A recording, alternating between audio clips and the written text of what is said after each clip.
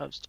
Beautiful. Yeah, no, that's a good habit. So it's not necessarily you're going to go back and read everything there, but even if just you do something, it forces you to do a little mental review of what happened in the game, right? Like it's the same thing. Have you heard me recently talking about like playing the like guessing game after you win or lose a match with the rewind button? No, I usually watch the rewind though, even games I win, just to check that the game was what I thought it was. Awesome. That's exactly what the rewind game is. It's about you pick one key thing. You know what? This crazy roach attack my opponent did. I think it was off 50 drones. It must have been 50, right? And then you check, go to that point in the replay. Oh, it was on 65. Shit. Okay.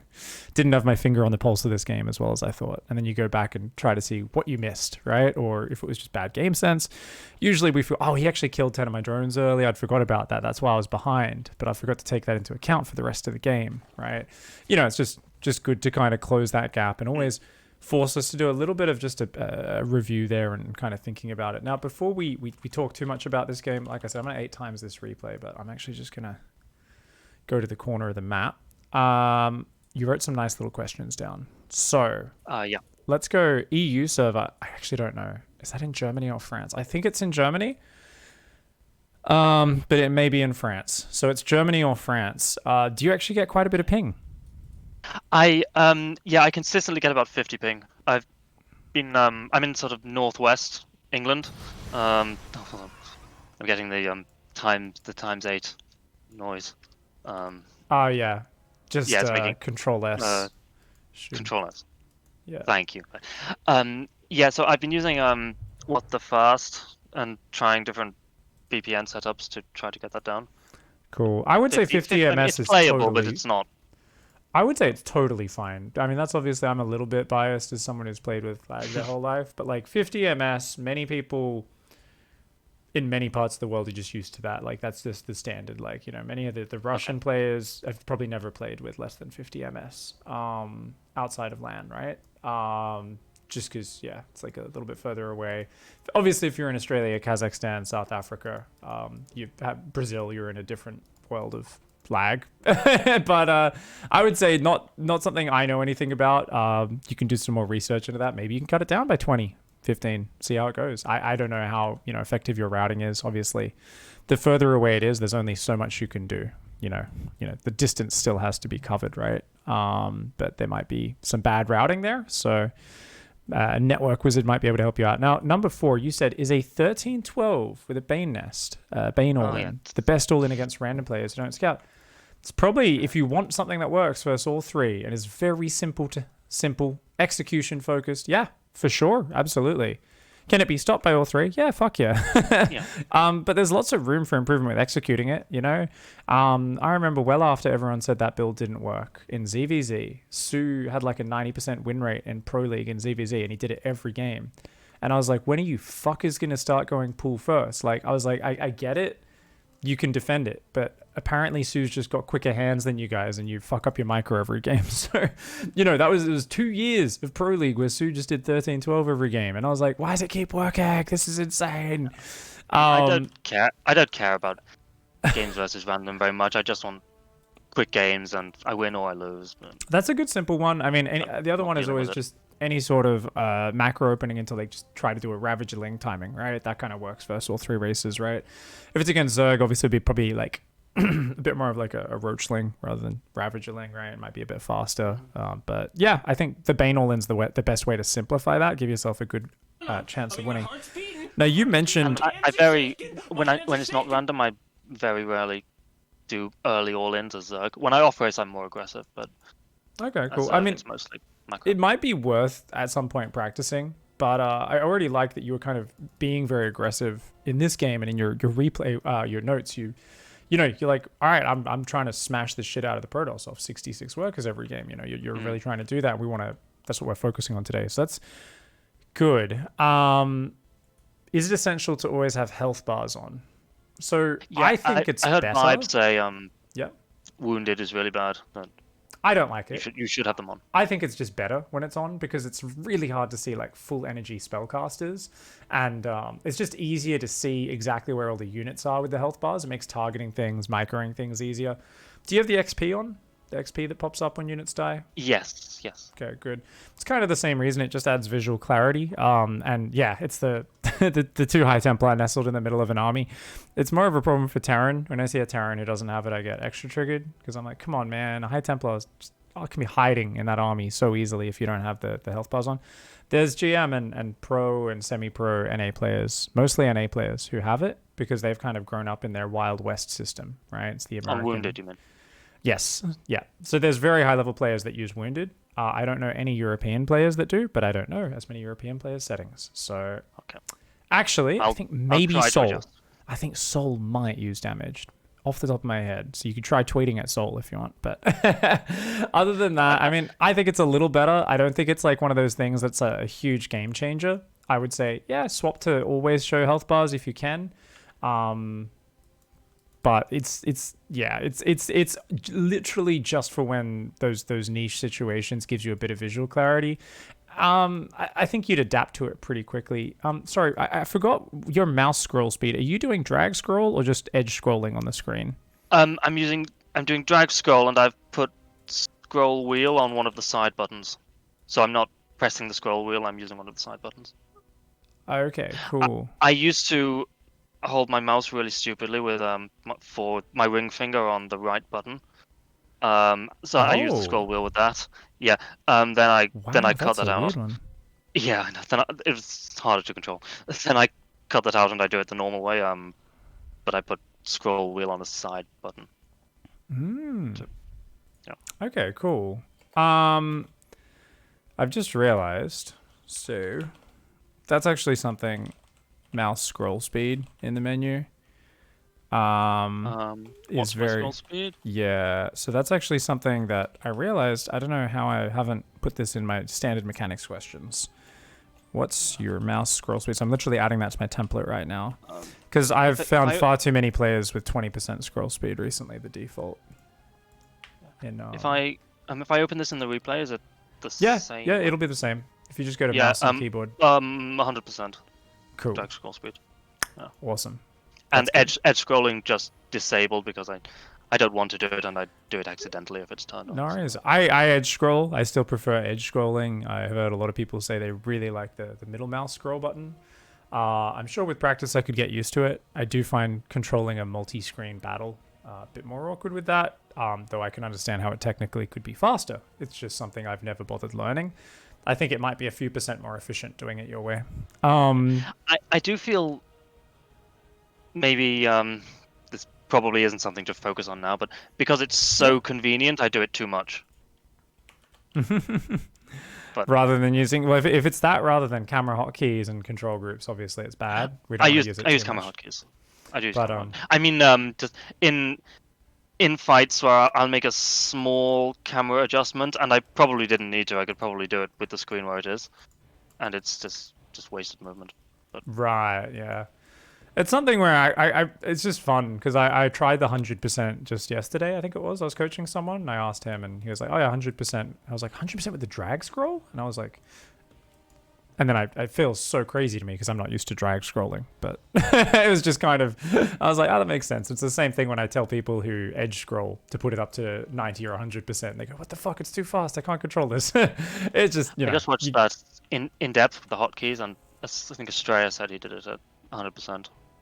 Yeah. Did he use drag scrolling though, or edge scrolling? He uses drag scroll. He uses drag scrolling as well. Australia's a beast, man. He's really good. So that's cool. Awesome, man. So let's get back to those questions quickly. I'm looking at my template, not your notes. There we go. Here's your notes. Fantastic. All right. Is it possible to have voice notifications when a unit finishes building, but not when you click on a unit? Yeah. I have no idea. That's for Twitter and maybe Twitch chat someone knows, but I have no idea. Yeah. Okay. Just because I just want to hear my music, so I don't want the noises every time I click on a hatchery. Yeah, I mean you can have response noises, right, when you order or select units. So that doesn't affect when you pop them out. So if you go to your sound menu, that should turn off the sounds when you select or give orders. Where's that pop sound? Where's that? So if you go options sound, bottom right. Yeah, voices. and response sounds. I've unticked that, so Yeah. there's no sound when I click on a unit. But when a queen, it's okay in the early game when I know the queens are coming out. But if I'm making extra queens because of BCs, I sometimes miss when they come out because I don't get the sound. It doesn't Right. matter what the announcer is as well. Yeah, I don't. You know, sound's a funny thing because I don't consciously focus on sound at all. So it's like one of these things where I look at it and I go, I actually don't like. Off the top of my head, I go, oh, I don't think I notice sound at all. But I'm sure I do because I feel fucking weird when sound's not on. But I'm not sure how much I pay attention to that. Like I normally just have okay, I built some queens. Like we'll grab some queens, right? A bit later, right? There's a kind of a rough timer in my head, assuming I don't get too distracted, right? But that's something I'm very not conscious of. So the sound settings, not the expert on that. And in the interest of making the most out of the time, let's move on. Okay. Because I honestly, it's an interesting thing because I don't know anything about the sound settings. That is the thing. The one area of StarCraft I have literally zero expertise, and I used to have big issues because I would forget to adjust the sound settings to be the same, and it would freak me out when I'm at a LAN. I'm like, why does the game feel so weird? And it was just certain sounds were way louder than I was used to, so I just started bringing a printed out screenshot of my settings so I could just put it exactly what I'm used to at home. I don't really know why or what each one does necessarily. Not the most cerebral way of doing it. But anyway, I guess we can get into ZvP after that. Oh, just yeah. The hotkeys thing. Are your hotkeys legal? So yeah. So talk us through that. Sorry, while I read it again. Well, I went into Razer signups and I set up a macro which is just one key press, and then and then set it to repeat that macro while the key is held down, and that repeats a lot faster than the Windows maximum. Oh, okay. So I think that's okay. So you haven't been into the registry? Have you been into the registry to fix I haven't. No, I know that's the other way of doing it, but you just haven't done it. You just did it with Razer. I just haven't done it. I might do that right now. No worries. That's just the 1000 APM Zerg fetish. No, that should be fine. I mean, maybe it's technically not, but it literally is achieving the exact same thing as doing it. So I don't give a shit. If you start playing pro tournaments, we can revisit making sure you just go into the registry and do it a way we know has been confirmed and approved.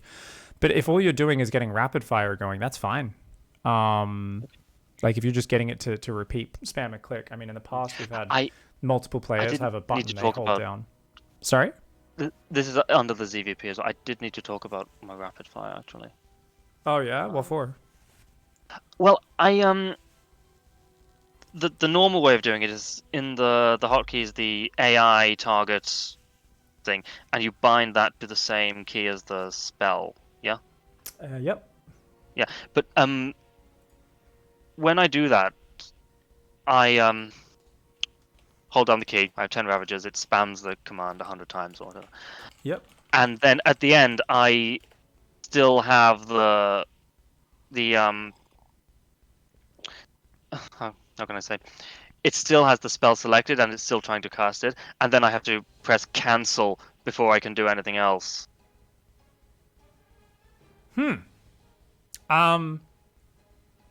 That shouldn't happen. So No. Because it's spamming clicks as well. So as long as you're just holding the key down, it should not still be toggled. Because it's doing both. So the moment you have no rapid fires left to cast, it should be done. Like it should be finished. Because it can't select the spell. Are you holding down shift? No, not shift. So what I'm trying to change to is I have spam left click on another button.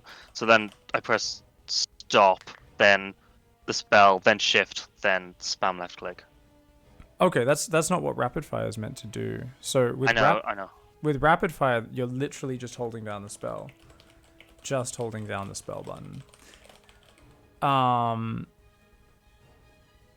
And you can put multiple things on rapid fire. Have you done that? Did you do it your way specifically so you could try to use it for like microing units and stuff as well, or? The spam left click? Yeah. Oh, this is just 2 days ago. I tried to change that. Before okay. I was doing it. So sorry, just let me visualize. What button are you using for spam left click? One of the side mouse buttons. So you're using a side mouse button for that. And what button are you using for corrosive bile? A S. S. So you're kind of like, all right, S, and then you're holding down that side mouse button and wave. S shift and then the side mouse button. So why are you holding down shift? Because otherwise it wouldn't keep casting it, right? Because they're different keys. Yeah, because you just cast one and then it would be deselected. That makes sense. Yeah, no, don't do it that way. That's just, it's more uncomfortable, it's more awkward, it's more button presses, and you have that issue. So it's just hold down the spell button is the superior way. Is there any reason why you did it your way? Because it was going wrong when I was rapid firing, and I'd have the spell still selected and trying to cast, even after they'd all cast. Yeah, so you must have been holding down shift or doing something wrong with how you set it up, because that shouldn't happen. So Okay. yeah. So absolutely, if set up properly, it should work just fine. You just hold down the key, and as they all fire, it's fine. I mean, we can double check this at the end of today's session, okay? So when I've got an alarm that's going to go off towards the end when we're running out of time, we'll hop in a unit tester really quickly, and I'll play with it, because like many things in StarCraft, I'm not consciously aware of exactly how that works. But let's try to spend the last like 3-4 minutes of the session today just checking that, making sure we've got it set up all right, yeah? Yeah. Okay, cool. Let's talk ZvP. So, your build order's fucking tight. You wrote it down. Maybe too tight. So for the level you're at right now, your MMR is about 4.2, 4.3, which is like diamond. No, this minute it's 4498, which is the highest MMR I've ever been at. Okay, cool. Where's Masters 3 start on EU? 4.7? 4.6, I think. 4.6. You're getting close to Masters 3. Cool.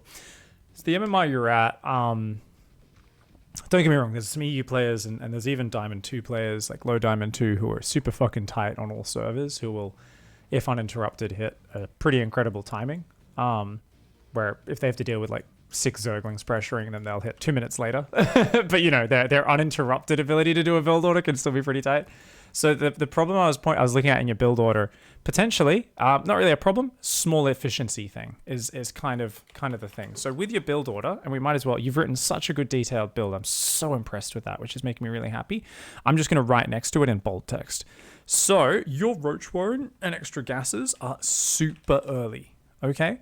So if you're going up against Stargate, like in this replay, you mentioned that about 4 minutes 20 you go Roach Warren and 2 extra gases, and that's kind of like, if there's the fastest possible adept timing coming from a pro gamer, I understand why we might want that. But even pros will often get their Roach Warren.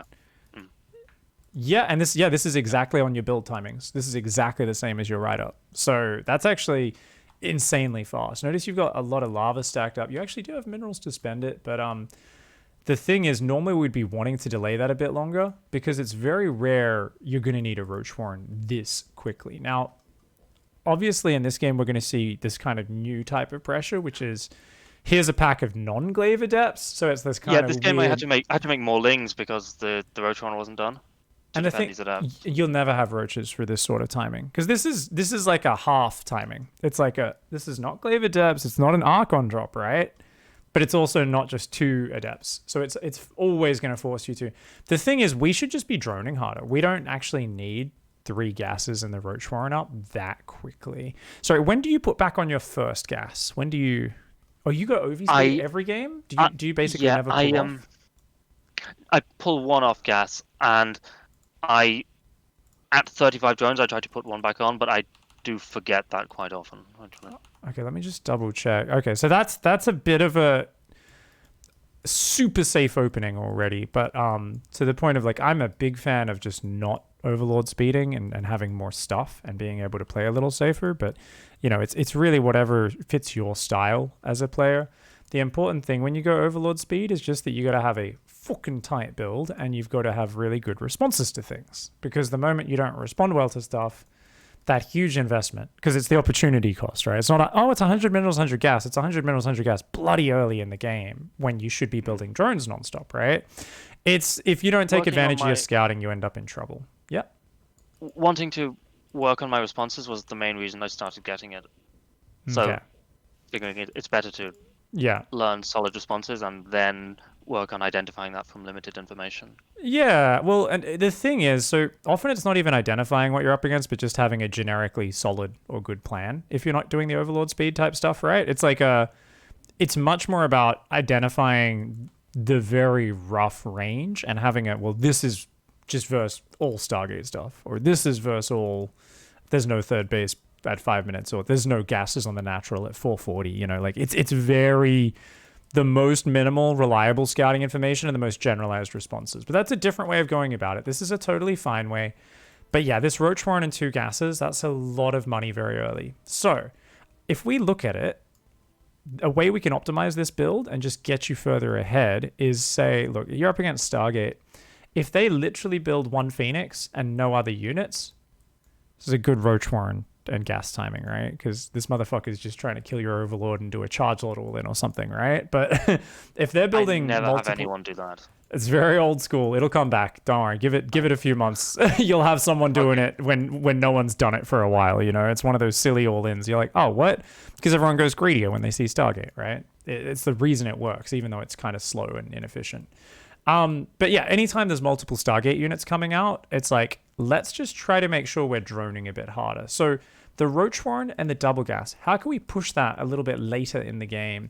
I think a rule there should just be, if you go by game timer, which you seem to a lot, we could probably say 445, and that would keep you totally fine. Because if you build roaches the moment that's finished, you'd still be totally fine, but you're just making sure your droning is a bit more uninterrupted. So another way of thinking of it is starting to drone the third base a good bit earlier as well. Now, because you're going to be doing that faster, as opposed to doing these gases, you might need the spore up on the third a bit faster to compensate for that.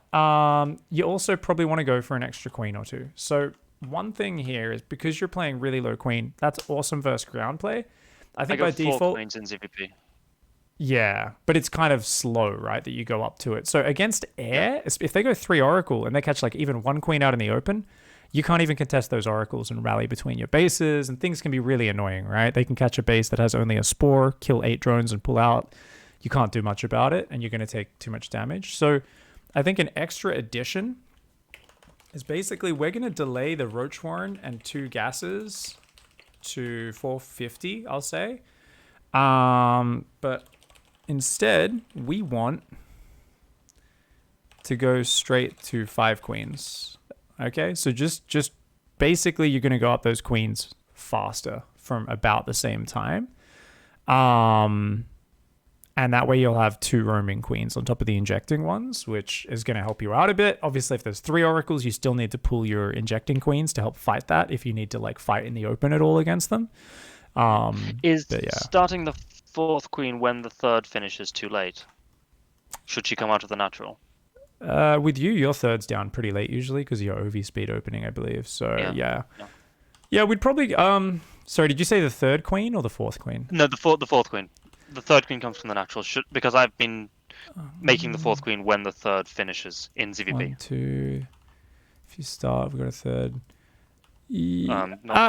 As long as you start at the moment it finishes, that's probably the latest you'd want it. But you could already have it started just a little bit before then would be better. Yeah. With the money from the Roach Warren. Yeah, exactly. So that's going to be big because against a Stargate opening, the thing is they don't have any ground pressure. So really saturating your 3rd mineral line as quickly as possible, that's like the advantage that we can build against Stargate. And then hopefully swamp them, with your Ravager Bane, which is a very good way of breaking a Protoss. Though we are going to watch you do it on one of the harder maps to do it. Purity and Industry. Definitely a map where I think Bane drops are going to be something we'll talk about. So other than that, I'm double checking your build order. Obviously, spores can be delayed. So if it's Phoenix first, right? So if it's Phoenix first, delay spores 20 seconds, right? Get them at like 4 minutes. With the first Overlord, which goes across the map, I send it into the base, and if it sees a Stargate, then I just pull it back to the pervert pillar by the natural. Because people usually make a Stalker, so I don't get to see what starts in the Stargate. Okay, so if it times out that you don't see that, that's fine. Just stick with what you're doing. But if you happen to see it, it's just an easy thing to take advantage of and go, Okay, cool. Let's just delay the spores a bit. It's just a little efficiency boost. For now, just dropping them at this time is totally fine. But So that can be very always nice. try to set the first overlord by the Stargate. Only I wouldn't change it for now. It's too low priority. It's just if you happen to see it. I mean, you've got OV speed, so maybe you say, you know what, actually, let's do it. It's up to you whether or not this sounds good. Because if you go, well, no stalker's shooting me yet, I might as well just hang there, and then I can do that adjustment. What do you think? Does it sound like something you want to bother putting APM into get that little boost? If there's no stalker, then yeah, I can. Okay. So if you're Ling flooding usually there is one. or pressuring as well, skip spores entirely, right?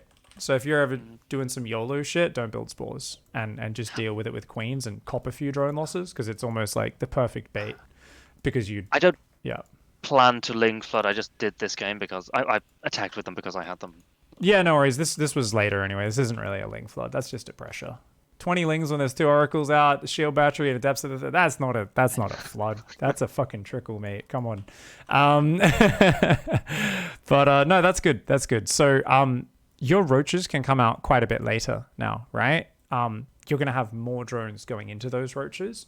And what's good about this is your default timing of Roach Warren is later. You've got queens extra, which means more creep. It also means more flexibility to tell the oracles to fuck off, which is very nice. Make sure they get less little bits of damage if you've got a good oracle micro opponent.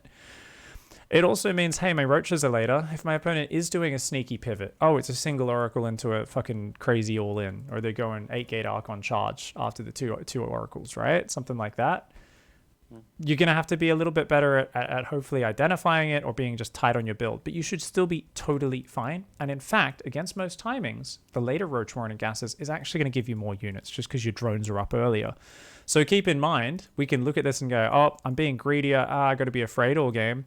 We can also say, you know what, maybe for a very tiny window, but honestly, I think most of the time you'll actually be safer just by having more money and more shit. So I think you actually should be really good, really healthy. Isn't 5 minutes about the time you need to make roaches to defend an Archon drop? Really depends what your opponents are doing. So I'd really like you to be paying attention to what time your opponents are hitting you, because the meta will shift, but also your opponents will do things where sometimes they just hit late and you go, oh, well, it's because they're bad, but I should still prepare for the pro gamer timing. Not necessarily. Sometimes they're chrono boosting just their probes way greedier and they've got way more shit behind it and they have a double forge and 2 robos for some reason while they're doing this, you know? And you do need to adapt to your own meta and your own level. So it really depends exactly what time people are going to be hitting you. So if it's single oracle, no other Stargate units into a really fast double gas Robo Templar Archives, like Robo Twilight Templar Archives, chrono the Prism. They get the 3rd and 4th gateway up. Chrono that Prism over, warp in 4 High Templar, make Archons. Bam, yes, they can hit you at 530. That's a fucking tight build off a single oracle. And you know what? You can also learn to identify, wait a second, oh, there's only an oracle there.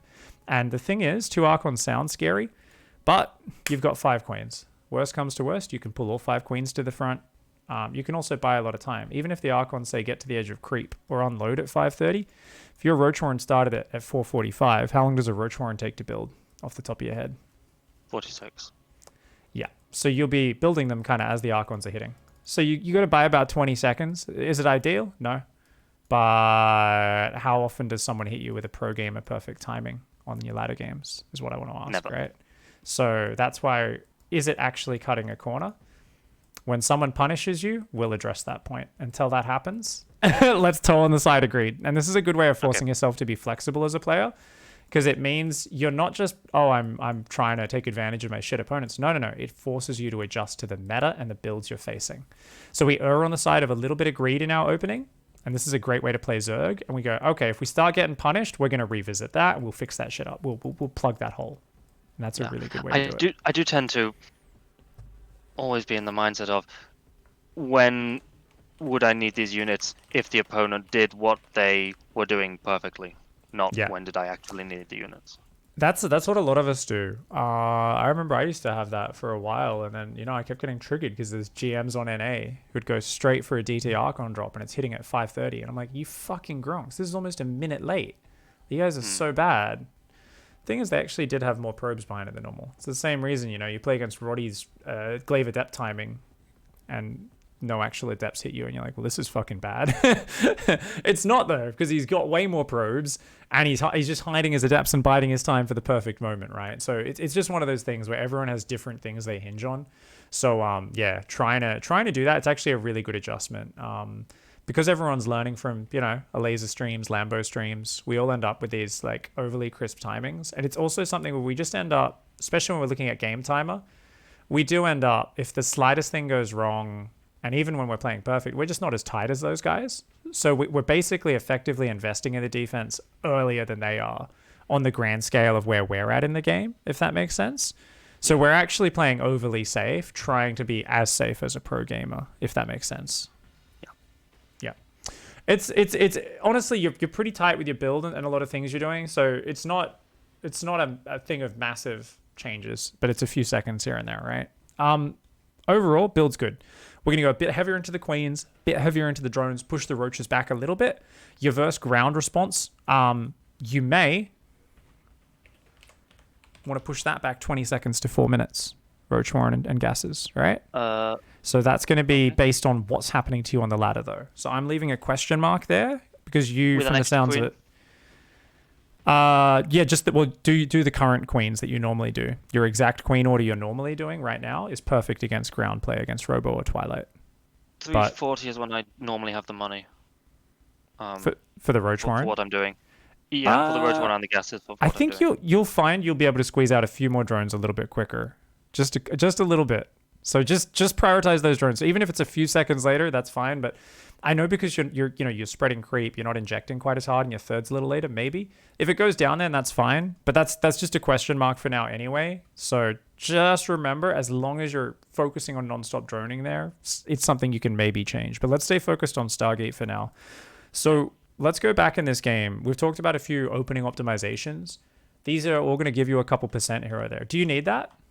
Not really. You got way ahead versus this opponent anyway. This guy's worse than you in terms of macro. Your macro was fucking tight. He didn't disrupt you. We saw a standard, I'm going to do an Oracle opening, but I don't know how to micro Oracles. And this is why I shit all over Protoss players who go Oracle openings unless they're really fucking good with their Oracle micro. Because all they're doing is giving you a free pass. And this is what most players will do. He does not do enough damage. It's 5 minutes. He's got no kills on his Oracles. He gets a drone. I am very critical of this play. I think this is just a bad way for Protoss players to open because unless you've actually got the micro to pull it off, this is people copying pros without thinking for themselves. Going for the most expensive harassment unit in the game that can murder workers. You kill one worker with 2 of them. Do we consider this good? Unfortunately, most Protoss players, like most of us in StarCraft, we're not thinking for ourselves. We're doing what we see a pro gamer doing, and we're assuming we have what it takes to pull it off. This guy's giving you a free pass, and you fucking get ahead here, man. Quick 4th base, which is great. Is that always down so early, or was this a reaction to you shutting down the Adepts so hard in the Oracle? That was a reaction. A reaction, no. I love it. More normally sometime after 6 minutes. But you kind of sense the scale. You're just like, oh, I'm ahead now. I can get away with this. Let's grab it, right? That's beautiful. I really like that. So, do you normally go? You do go 6 gas. Okay, cool. Yeah, 6 gas is fine. And it's always single Evo melee upgrade or range. Oh, you go range first. Interesting. Okay. Yeah, I normally go range. Because you do a maybe I shouldn't. Well, you basically do a Roach Ravager all in. From what we see in this game with Banelings added in, they kind of come later. So it's a different style for sure. I do prefer the Ling Bane a little bit. Because it's more flexible and then going, melee into +2. So let's just kind of have that as a separate branch here. Just write it down, map it a little bit. So when does the Bane Nest go down? Doing it your way. Oh, whenever you can to get Bane speed, right? So it would be sometime after the lair's done, but like just in as... ZvP. Just shortly after the lair, like in ZvP. Not necessarily, because you go for a really fast lair by default. You go for a very quick lair in this matchup. So honestly, let's look at this is something, you would do based on feel a little bit. Because if your opponent's being very aggressive, you're not going to be rushing it, right? You're just building roaches and you're cutting your drones. But I would say probably around the same time.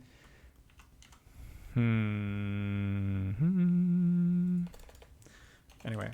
Let's map this out a little. So Bane Nest would be as we take 4th to 6th gases, and the 4th base.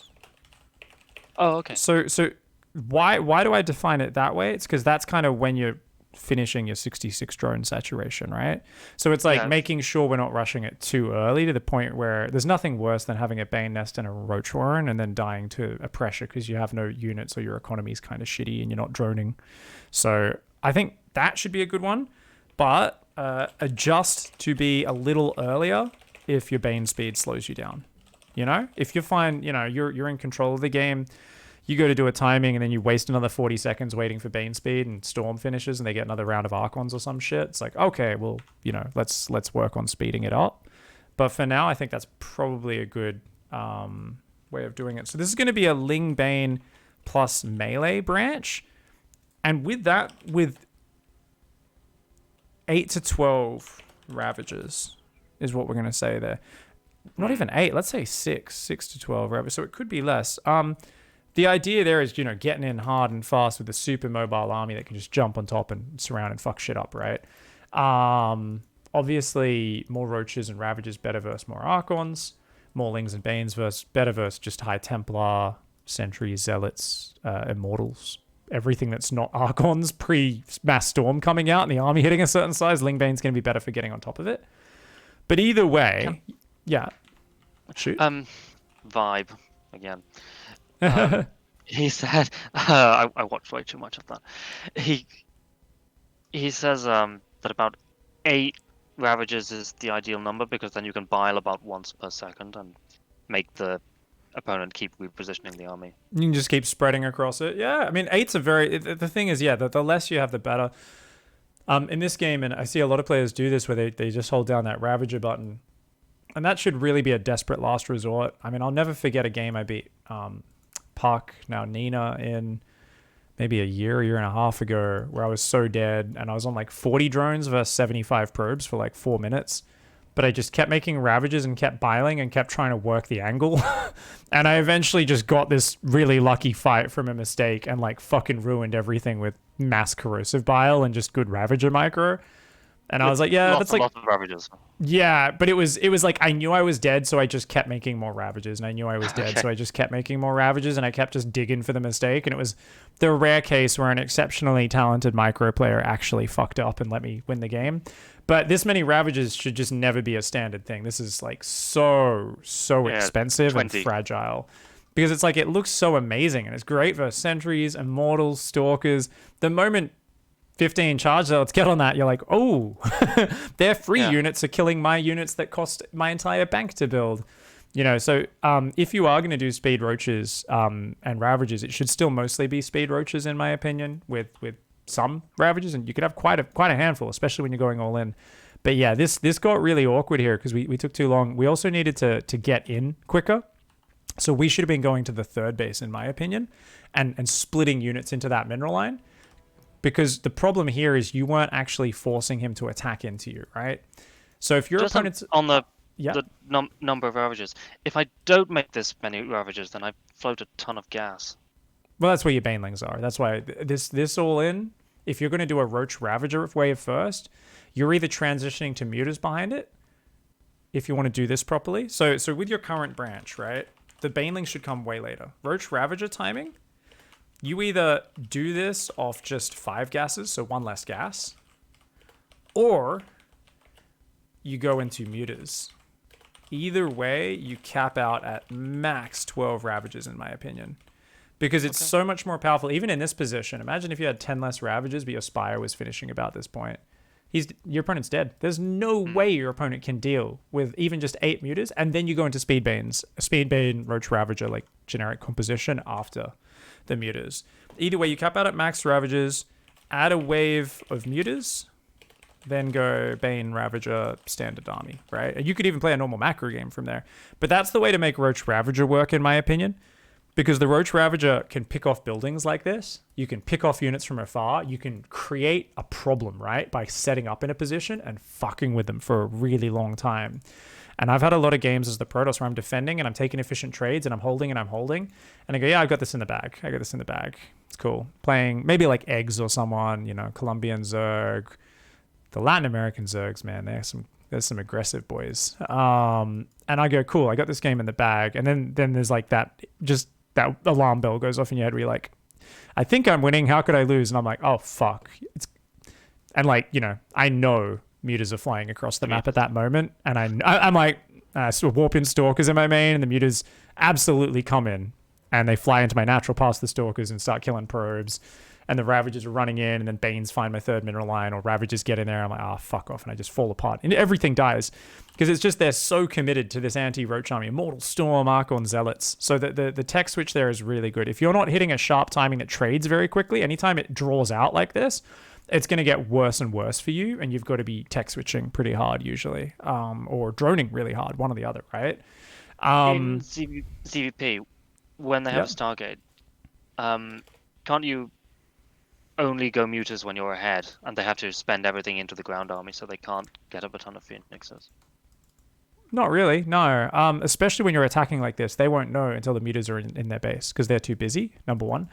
Number two, one of the best things you can probably do against many Stargate players is actually show them Aspire and just not use it if they see it. Like, I fucking love, you know, don't get me, the thing is, if they play perfectly, yes. But the thing is, for instance, like, you can build 4 Phoenix, and then the Zerg can just come with like 20 mutas, and your 4 Phoenix get dicked if you just lose one of them when you're not looking for half a second without actually having the Phoenix range. The Phoenix really suck against them. So it's still an awkward position. Don't get me wrong. So the way it works really badly is if they see the Spire early and they've got like 3 Phoenix ready, and you come over with like 8 mutas and fly into the 3 Phoenix, it's like, well, this is really, really terrible.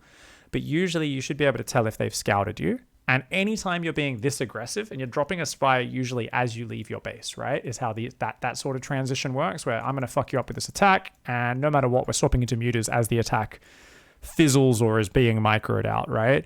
They're never going to be able to see that. So the only way they can be ready is if they fuck up your timing attack hard enough to just focus on the next step with most of their APM and money. So that's all about, did your timing attack fail? And if your timing attack failed, they can deal with it easily. If you did even trades with it, you killed a lot of army, you fucked up their build a bit, but you also didn't do critical damage, it's still going to be skill-based. How quickly can they realize what's next? How quickly can they prepare for it? And a real simple adjustment you can make is just have like a changeling or something go sit next to the Stargate. So anytime you're going for a Spire, especially if you're not attacking at the same time and creating all this chaos, you know there's a higher chance an observer or a hallucination saw your Spire, right? And they're building Phoenix. You just make sure you scout for that before you commit to the mutas. And if you see them building Phoenix, you can just be like, yeah, I'm just not going to build those. That's fine. And we'll do something else. And what that usually means, if they're building Phoenix, it slows down Storm or upgrades or Immortals. And if they go like Blink and Phoenix and a second Stargate or something like that, it's a crazy amount of money for stuff that doesn't help their ground battle at all. If they also build cannons and batteries and mineral lines, huge amount of money wasted, right? And they often end up pinned on 3 bases and unable to get out to a 4th because they just can't deal with your Ravagerling Bane or whatever it is you have on the ground. So you've got to realize that the Protoss army grows massively in power, right? If they get 6 Immortals, 6 Archons, 6 High Templar filled with energy, right? That's a fucking scary army. Take a few Archons and Immortals away from that, a Zergling surround can just kill it. It's like just not that powerful, right? So they need to really put everything into that one army to grow its strength. If you force them into Cannons, Stalkers, Phoenix, those are all things that diversify the strength, and they don't actually support that core army, which fucks up Hydrabane or Ravagerbane. Okay. So we're on an aggressive plan. We're attacking, and the spy goes down as the army leaves your base. Indeed. Yeah, okay. So in this game, probably about here, right? Let's take a look.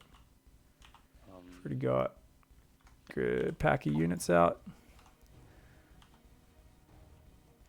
Lines up with +1. Do I attack now? Yeah. Yeah, and you've got the money for the Spire. You got heaps of money. Yeah. But you can also see how you could have 1 less gas, or even maybe 2 less gases if you take your gases, because you take your gases pretty fucking fast. So obviously it kind of depends on your build and your gas timings. But you could be down a bunch of work. The Rotor one and 2 more gases, then finish mineral saturation, then take 3 more gases. Yeah. So you can adjust that. If you were going all in with this Roach attack, like you could be doing this off 52 drones, 4 gases, with just like 3 or 4 Ravagers, right? And you could be already getting over here with like a crazy number of speed roaches and a few ravagers and some zerglings and just breaking those rocks or just running straight in. And what you're going to notice is if you look at timing attacks against Protoss, always go back and look at their situation like 1 minute before you hit. So look at right now how fucking huge your army is. Now let's look at what your opponent's got. A few Zealots and Adepts at the third, a Shield Battery, 2 Immortals, 2 High Templar, Storm's not done. Storm, yeah. So he has literally nothing. But if I had another 20 roaches, then... Not even that. If your army was just there already, if you'd already just ran across with your first 8 roaches and ravagers and these zerglings, you could already be killing his whole army and his base and fucking him up, right? Now, don't get me wrong. He's supply blocked himself like a motherfucker, which is exacerbating this. But you're often going to notice this whenever you go for attack against Protoss, because the way Protoss wants to do is they want to scout, especially with something like an Oracle build. Say, cool, I'm safe. And they just power up, right? Just build a few Immortals, go straight for Storm, and then build like 8 gateways all at once. And then once they get 2 rounds of Warp-ins and another 2 Immortals and Storm kicks in, like I said, that army grows in power. But this is always something you want to kind of be aware of. Like if all your games look like this after you review a bunch of your replays on the ladder, you go, oh, like if I want the easiest wins of all time, I could literally just go for that 52 drone, 4 gas. So it's 4 gases, handful of drones on the third, Roach speed immediately, Roachling Ravager, go. And be hitting at 7:45, 8 minutes, 7:30, depending on the openings, and just winning the game with that a lot of the time, right? Or really fucking up their third. Yeah. Do you still take a 4th with that? Sorry? Do you still take a 4th with that at the normal time? I mean, if you've hit it really tight, no. But if you find yourself floating money, yes. So if you've got the money, I mean, it's going to help you transition behind it. You can still go muters behind that. You can still drop 2 gases and a spire kind of as you're going across the map, right? Potentially, or drop it kind of as the fighting starts. But just opening our eyes and keeping our eyes open on that, because it's something where often we can look at Protoss and go, wow, man, they get everything. They're so powerful. Just remember how fragile they are. Protoss is either the most undefeatable, juiced up steroid motherfucker, or they're a weak, frail old man. There's this extreme. And we've got to understand that Protoss has the hard counter to every unit we have. It just takes them fucking forever to increment them out, right? If we give them a bit too much space in their corner, suddenly the pieces can come together. So just look at the Protoss here. Look at the defense come together in the next minute. It starts as nothing. Storm finishes. Storm finishes. Another Immortal comes out, round of Zealots. Yeah. And it's like, it's just kind of a crazy drastic difference. It's also something where Speedbanes just win the game here, right? Rather than Ravagers. So thinking about that Ling Bane melee branch, the more standard Bane Ravager timing, that would have been huge. Yeah. And there's no Archons. So, I mean, even with sentries, it's like, well, you're in between rallies. So like I said, we absolutely should have gone to the left. If we've ever in this situation, you can't break through Storm with Ravagers on their own, right? But if we went to the left, we could set up a bit of a concave. So as he comes over this orange bridge, you're kind of biling him there and keeping him back with half your Ravagers, right? In a bit of a spread. And the other half are just fucking ruining that third base, right? They're just getting in there and killing probes and stuff. Does that make sense? Yeah, I sent, I think a bit later, I sent some Lings into the third and into the main. You just sent some Lings in before as well. So a lot of people do that where they're like, oh, I'll just send Lings to hit the line. Problem with Lings is a Zealot warp in and a Mineral Line can ruin them, right? So it does do some amazing damage this game, but like this whole window here, you'd sent some Lings in and you can see they damaged 3 Zealots. You sent 20 Lings into that third. Whereas if you'd sent like 5 Roaches and 10 Lings, it would have killed everything, right? That whole third would be dead and not mining this whole time. So that's important to remember, is adding Banelings or Roaches to those run-bys is really big. I've seen a lot of players who only ever run-by with Zerglings, and they miss out on killing bases a lot of the time and overwhelming just because a single Zealot in a choke point kills like 6 Zerglings, Yeah. I'm that player. Yeah, you get too focused on the Zerglings of the run-by unit, right? The Roaches and the Banes are for the frontal fight. I see this all the time. I do it sometimes. And I look back at the replay and go, oh shit, I needed to just escalate these run-bys. I tell you, as a Protoss player, when I just see Zerglings hit a base, I kind of go, okay. I'm like, warp in the Zealots there in the choke, warp in the Zealots in that base in the choke. And I know I can deal with it, right? Same thing if I'm Terran. Zerglings get in my base, get the Hellion between the Mineral Line, pull the SCVs to block a bit. We got it. It's easy. The moment there's 2 Banes or a few Roaches and Ravagers, my adrenaline spikes up. My heart starts slamming because I'm like, fuck! I can't deal with this with a warp in and workers. Like, this is going to be so much harder to deal with. Oh, there we go. Sorry, my alarm just went off. Hopefully that wasn't too loud for the stream. So we don't have too much time left. But yeah, I think that's going to be the big one. Is we've wrapped our head around a few different timing branches there. We wrote Roach Ravager timing into mutas. We wrote that one. Let's write that last one down, which is, this is what I call the game time. Do you know Game Time, the American streamer? He's not as active anymore. No. So the Game Time, he's my favorite because he doesn't use control groups. So he's an example of like a guy who got to top GM on NA and would always have to do like roach headbutts and stuff because he couldn't handle late game because he doesn't use control groups. I remember there was a great game where like Estrella kept storm dropping him for like 10 minutes straight on that green map with the weird S-bends through the middle and the gold base in the corner. And basically Estrella just kept canceling his third base and going back up his ramp. And because of that, despite game time being up 80 supply all game, he couldn't close it out. So some people look at that and go, oh, well, this is silly. This is limited play, you know, blah, blah, blah. What's impressive is he's really good at his openings, really good at pumping his drones out and defending, and very decisive at doing the game time, which was you grab a shitload of speed roaches and you go and smash into the opponent. You could see Force Fields and Immortal standing on a ramp. You're still going to run up that ramp. So there was like this suicidal madness to it where I'd get really angry losing to him. But I also was very impressed by the fact that his timings were always crisp, super confident, and very committed. And he off like 50 drones. So let's say 50 drones, 4 gases, just 6 to 8 drones on the third, right? On the third, mass speed roach, a few Ravagers and Lings. Super hard attack timing. Now, obviously there's like little notes with those fast timings. Let's bring an overseer if you can. Don't want to split a few Lings ahead. Don't just get your whole attack stopped by a stasis. That's dumb. That's a sad way for it to lose, but there's a lot of times you'll find just running across the map with those units can really fuck with your opponent, if not just straight up win the game. So it's a super hard attack timing. As you hit, you can drop Spire, double gas on third base, and a round of drones, right? So you could still try to have like a macro transition behind it, or just keep rallying roaches and go completely all in. But I think it's kind of nice to just think about, oh, there's a very different sort of timing attack we could do. There's just more all in. That's something we've got there. We've got, let's go for Baneling speed and +1 melee. And this whole game looks exactly the same as what you're doing here. But there's a few little adjustments we talked about, right? You know, delay the Roach Warren a little bit initially, 1 or 2 more Queens to just help defend.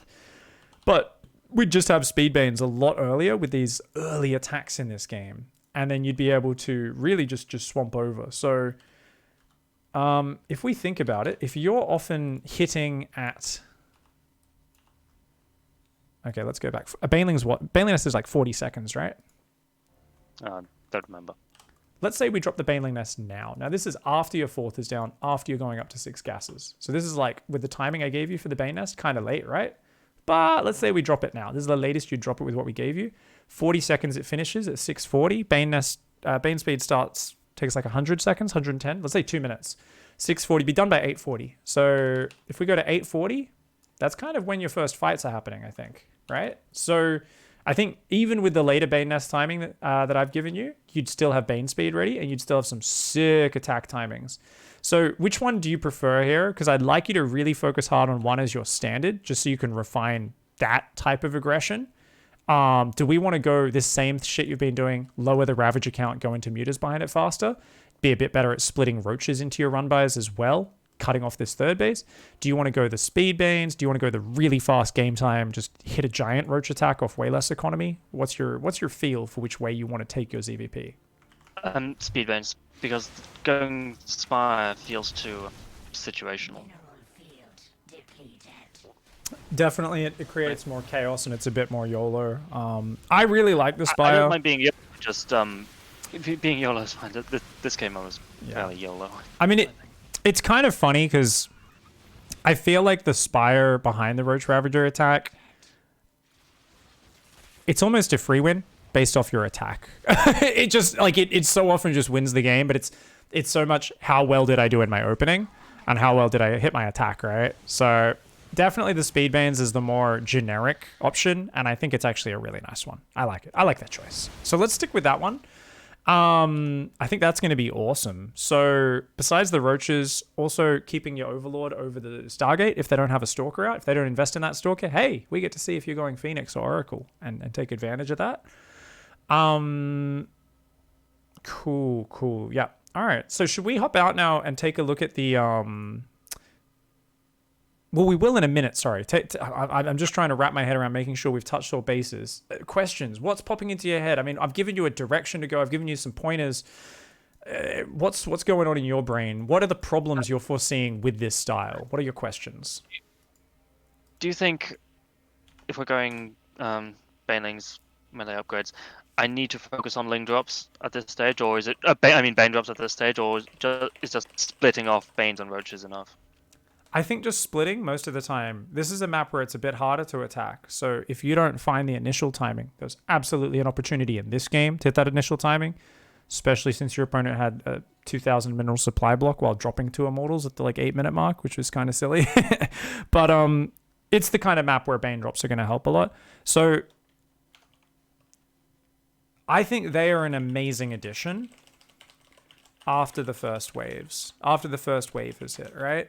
I would always be trying to go for the front, and I think sometimes I see people preparing for the sick multi-prong Bane drops and shit, or waiting till they're at max supply, and I kind of go, oh, you had 2 High Templar and an Immortal and a Sentry at the front, and we could have just walked in the front, right? So I think it's always better for us to focus on the front first, and to focus on the 2-pronged attacks almost after that. But then we can, since you've already got OV speed by default, there's no reason for you to not go Bane drops. And you can just queue them into mineral lines. Don't even micro them. It's more important to micro your army. Obviously, if you can micro them, that's great. But it's more important for you to just queue them into mineral lines while you're doing other stuff on the map. Yeah. So... And it's fine to not control group the Bane drops. Yeah, no, absolutely. I mean, I'd like to control group them sometimes. But yeah, basically, I would just do them as staging points. So the way I would set them up, and tell me if this sounds familiar like what you do, is say we're dancing in the mid ground. Imagine there isn't this much chaos. You're not going to set up Bane drops right now. I would just build 2 Zerglings and right click them up here in the main. 2 pairs of Zerglings, that is. Right click, same thing there. And I would just send an Overlord. Well, I'd grab an Overlord from my rally point over your natural, morph drop a Lord, click it there, morph drop a Lord, click it there. Come back a minute later and, morph the Banes and load them in. And I'd basically rinse and repeat that. So what I'd do with the Overlord is I'd grab it once the Banelings are in it, and I would queue it, unload in the middle of the mineral line, move back. The other one on the left-hand side, you can see my signals, by the way, right, on the minimap? Can you do it again? Okay, sorry. I'll go to everyone's camera. Make sure you're on everyone's camera, otherwise you can't see it. So I would build 4 Zerglings, right-click the eggs there, not control grouped. Build 4 Zerglings, right-click there, not control grouped. Make 2 Drop-A-Lords, send 1 to each. Load the Banelings in, unload, shift right-click. The one on the left-hand side, I would go unload, shift right-click, go back to the staging zone. And I would periodically just build 2 pairs of Lings, click them to the staging point, click them to the staging point. So that way you kind of got these non-control group Zerglings just constantly going morph to Banes whenever you have free APM, click them in the Overlord, queue it to drop, queue it back. It's a way of making it a very low APM and something you don't mess up your macro cycle or your rhythm, because it is a very low APM investment. And if you want to be a really big dickhead, you can also skip that whole step, morph a Drop-A-Lord, click it into their main, into their natural, into their third. It has nothing inside it. Watch their probes lose 2 minutes of mining time and their whole cycle get fucked up as they freak out, going, fuck, Baneling drop, and there's nothing in it. And that's also insane. So you'd suggest do them and then later on try to work on always lining them up with an attack and microing them.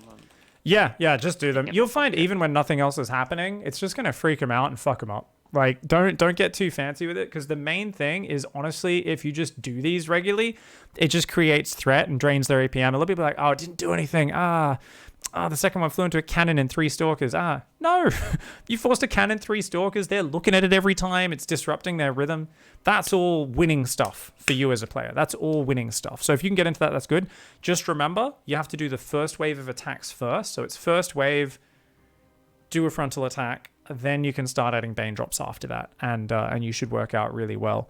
But yeah, I think overall, hitting that sharp timing should be really good. Technically, obviously there's a transition where you build another 15, 20 drones behind this and a fifth base to give you more longevity, right? Rather than just headbutting into an army to your death repeatedly. That being said, I want you to keep focusing on massing army off this work account you've been doing, 66 drones, because I think you're gonna be able to keep your games a bit shorter and just kill your opponent nice and hard, rather than letting things drag on. Like, this is a game, this replay, I look at it and I go, I kind of want the last 9 minutes of this replay to not exist, you know? You should have won much earlier. You had everything set up to do it, but that's also really good that we can look at that and go, let's ignore all the rest. It's all extraneous information at that point. Who gives a fuck? Let's fucking focus on that first bit being nice and tight. So let's hop out of there. Let's hop into unit tester really quickly. Because I don't know, obviously I'm going to be super friggin' laggy here, but... Quit replay. Say what, sorry? Quit replay. Yeah, quit replay. Make me the party leader. All right, so we're going to go Legacy of the Void unit tester made by Brandon. This is going to fuck up with my hotkeys a little bit, but we'll see what happens. It should be fine for rapid firing Ravagers. So we wanted to test here what was going on with your Ravagers, and obviously for setting up multiple spells and stuff on rapid fire, you know, just make sure you watch those Jack Attack videos. They're really very detailed and specific with how to set it up. But for now, let's go in, use the normal method. So if you can get rid of your weird method, I need to go back into my... I unbound the AI thing. What is it? Global unit management.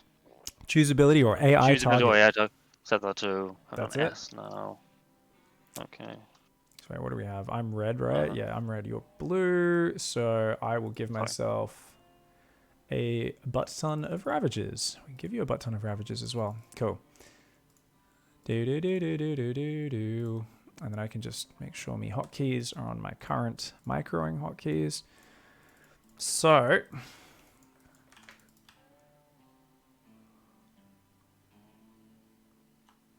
yeah, it doesn't have the spell selected. So it has the spell selected until you've used every corrosive bile. So it might have been that you were just using so many Ravagers at once. Yeah, here I have it. Oh yeah. You'll notice once all the biles are cast, it should deselect, right? Yeah, and then if one Ravage is at the back and it's trying to run forwards and cast the spell, then it still has the thing selected. Because you've been regularly making too many Ravagers. That bad habit of making 30 Ravagers, right? Where it's really hard. So the thing is, for me, cancel is really fucking easy to press because I use the core. So it's literally under my thumb. Cancel on C. It's not that awkward, but it's awkward enough that... Yeah. The thing is, I actually, to be honest, I rarely use rapid fire with corrosive bile. It's only if I've got this many Ravagers, and then you're spamming like a motherfucker. Just make sure you're A-moving beforehand or something like that, so that any units that, you know, they're not like move commanding, right? So you might be having an issue where you're like move commanding, and then you're casting, and then you're waiting for them to all go down. Now that actually seems kind of slow. So I wonder if I need to go back into the registry. Did that reset? This doesn't seem that quick, man. I don't know. I need to compare it to the pro gamer ways of doing it. I should have my... Shame I don't have the console on that shows APM right now. But yeah, I mean the normal way of doing it's right, but especially if you've only got like 5 or 6, like I'm almost always actually manually casting. I'm going button press, button click, button click, button click. If I'm using a medium or because I want to place them tactically, right? I don't want to throw them all at once and then have the next force field come down and block me off a ramp.